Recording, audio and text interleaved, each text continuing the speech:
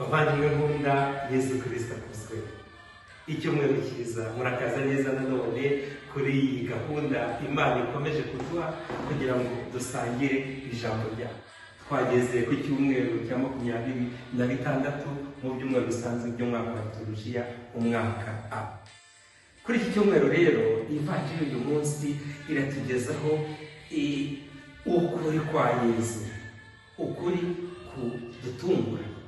Yesu aratubwira ati, yabwiraga abakuru b'umuryango bamwumvaga, dore nimba mutitonze ngo abapublikani n'abagore b'amahabara barabatanga ubwami bw'ijuru. Abo bapublikani ni bande rero? Abo bagore b'amahabara ni bande?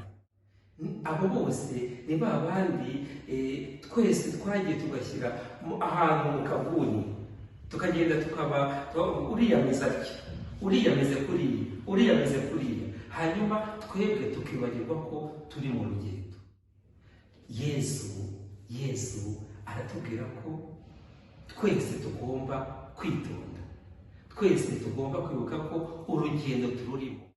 Hanyuma twabyibuka tukavuga tuti cyore, reka subire ngarukire Imana yanjye, kuko Imana yanjye irantegereje.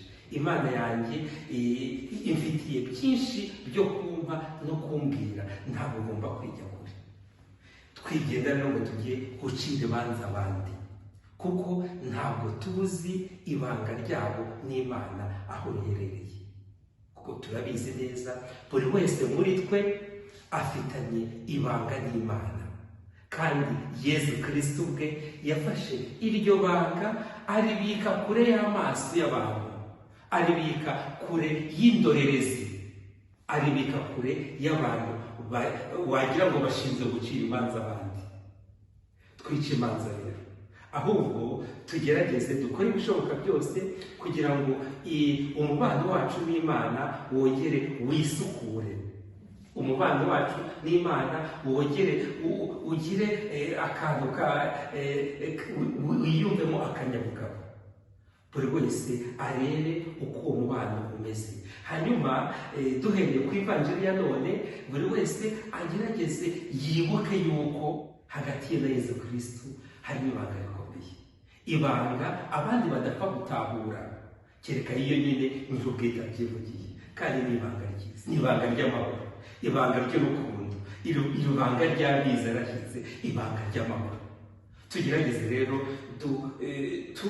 twese dutahure iryo banga, kandi twirinde gucira imanza abandi, kuko ntabwo tuba tuzi uko umubano wabo n'Imana umeze, ntabwo tuzi aho bageze mu rugendo rwabo rw'Imana.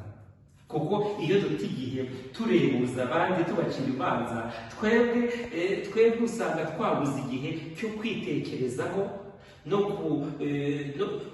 gukora neza, no kugaburira neza umubano wacu n'Imana, kugira ngo nyine tubashe kwigarukira. Twese rero dukeneye ko Imana idufasha.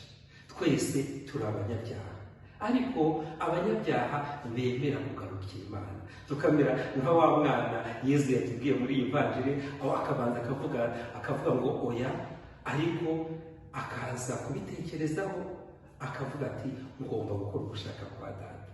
Natwe rero twibuke izo nshuro zose twabwiye oya Imana yacu, hanyuma twongere tuyigarukire n'umutima wacu wose. Hanyuma twibuke yuko nubwo bose turi abanyabyaha, imbabazi zayo ziduhoraho, kandi izo mbabazi zayo nta na rimwe ijya izitwima, kuko ihora yiteguye kutubabarira.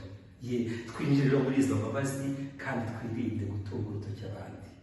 Ahubwo nituba twagize amahirwe yo guhinduka twagarukiye Imana, dusenge ubudatuza, kugira ngo n'abandi bose babashe kugarukira Imana, ariko ntihagire abo dushyira mu gatebo runaka ngo dore bariya babaye kuri, bariya bameze kuri, kuko ntabwo tuzi ibanga ryabo n'Imana uko rimeze.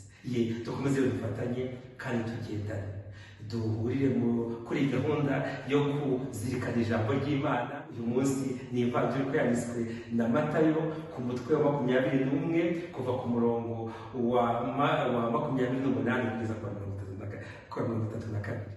Twese tugende dushaka iryo jambo muri Bibiliya zacu, kandi koko twemerere dutunge kandi rinaduhindure. Ushobora byose ndabo umugisha, Imana Data na Mwana na Roho Mutagatifu. Amen. Icyumweru cyiza abavandimwe.